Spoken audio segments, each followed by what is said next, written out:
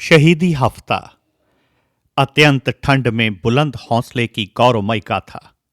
पौष की 7 रातें, दिसंबर 1704 का शहीदी हफ्ता। खून से लथपथ शहीदी सप्ताह की 7 काली तथा खून से सनी रातें, जिन्होंने 10वें पिता को अपने परिवार से जुदा कर दिया था। नासूर की तरह शहीदी हफ्ते का दर्द और शहादत की चमक सिख कौम की नस्लों को आत्मसम्मान के साथ जीने का तरीका बताती रहेगी। 20 दिसंबर 6 पौष। तारों की छांव में श्री गुरु गोबिंद सिंह साहिब ने गुरु पिता श्री गुरु तेग बहादुर जी द्वारा बसाए गए आनंदपुर नगर को आखिरी बार नजर भर कर देखा, क्योंकि वह जानते थे कि अब दोबारा यहां आना नहीं होगा। गुरु साहिब अपने परिवार और सिखों के साथ आनंदगढ़ के किले में से निकलकर अभी कुछ ही दूरी पर पहुंचे थे कि पीछे से मुगल फौजों ने धोखे से हमला कर दिया। 21 दिसंबर 7 पौष। सरसा नदी के तट पर हुए भयानक युद्ध में मुगलों को मारते हुए अनेकों सिंह शहीद हुए। सरसा नदी पार करते समय गुरु जी का पूरा परिवार बिछड़ गया। गुरु साहिब बड़े साहिबजादों और कुछ सिंहों के साथ चमकौर की कच्ची गढ़ी में पहुंचे। माता सुंदरी जी, माता साहिब कौर, भाई मनी सिंह जी के साथ दिल्ली की तरफ निकल गए। माता गुजरी जी तथा छोटे साहिबजादे सरसा नदी के किनारे किनारे चलते हुए कुम्मा माशकी की झोंपड़ी में पहुंचे। 21 दिसंबर की रात उन्होंने यहीं बिताई। 22 दिसंबर 8 पौष। श्री गुरु गोबिंद सिंह साहिब के बड़े साहिबजादे बाबा अजीत सिंह और बाबा जुझार सिंह चमकौर के मैदान में दुश्मनों से लड़ते हुए शहीद हुए। श्री गुरु गोबिंद सिंह साहिब 5 प्यारों के आदेश से गढ़ी छोड़कर चले गए। उधर माता गुजरी जी तथा छोटे साहिबजादों को गुरु घर का रसोइया गंगू अपने गांव खेड़ी ले गया। 22 दिसंबर की रात माता गुजरी जी तथा छोटे साहिबजादों ने गंगू के घर में बिताई। 23 दिसंबर 9 पौष। माता गुजरी जी के पास सोने की मोहरें देखकर पापी गंगू बेईमान हो गया। उसने मोहरें चुरा ली और सरकारी इनाम के लालच में माताजी तथा साहिबजादों की खबर मोरिंडा के कोतवाल को दे दी।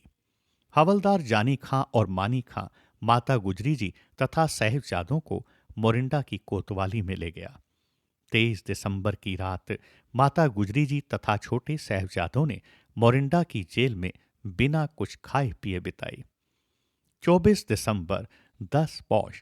ठंडे बुर्ज में पहली रात। मोरिंडा के कोतवाल ने श्री गुरु गोबिंद सिंह साहिब के माताजी तथा साहिबजादों की खबर जालिम मुगल नवाब सूबाए सरहिंद वजीर खां को भेजी, तो उसने सिपाही भेजकर माताजी तथा छोटे साहिबजादों को मोरिंडा से सरहंद लाकर ठंडे बुर्ज में कैद कर दिया।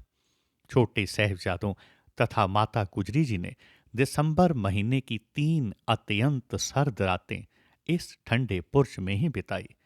गुरु घर के श्रद्धालु बाबा मोतीराम मेहरा ने अपनी जान जोखिम में डालकर माताजी तथा साहिबजादों को गर्म दूध पिलाया। 25 दिसंबर 11 पौष। साहिबजादों को वजीर खान के दरबार में पेश किया गया। श्री गुरु गोबिंद सिंह साहिब के छोटे साहिबजादों पर झूठे दोष लगाकर उन्हें सरहंद की अदालत में पेश किया गया। उनके ऊपर मुकदमा चलाया गया। उनका जबरन धर्म परिवर्तन करने के लिए उन्हें लालच दिए गए, मौत के डरावे दिए गए। पर जब साहिबजादे ना माने तो उन्हें वापस ठंडे बुर्ज में भेज दिया गया। साहिबजादों ने ठंडे बुर्ज में पहली रात अपनी दादी माँ से श्री गुरु अर्जन देव जी तथा गुरु तेग बहादुर जी की बेमिसाल शहादत का इतिहास सुनते हुए बिताई।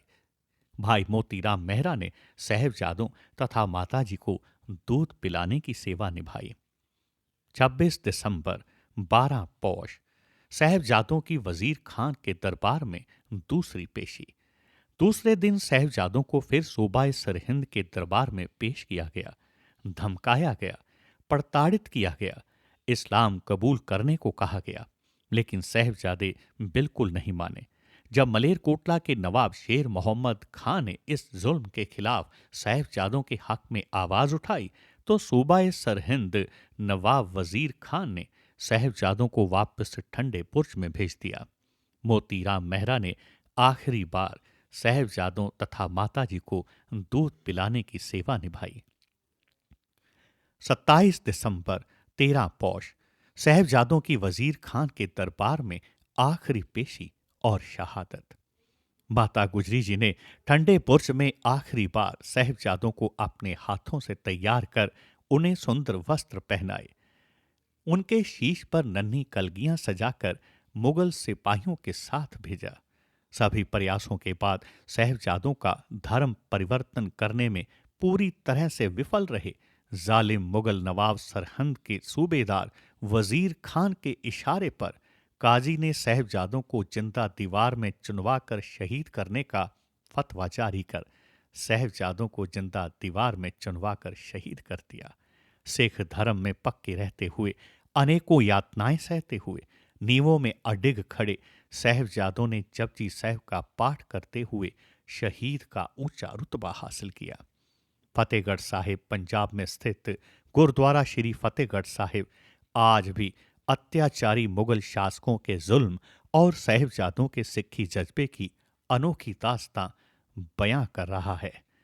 उधर ठंडे बुर्ज में सूबाए सरहिंद जालिम वजीर खां के जुल्मों को अपने शरीर पर सहती हुई माता गुजरी जी ने छोटे साहिबजादों की शहादत की खबर सुनकर ठंडे बुर्ज में ही शहीद का ऊंचा रुतबा प्राप्त किया।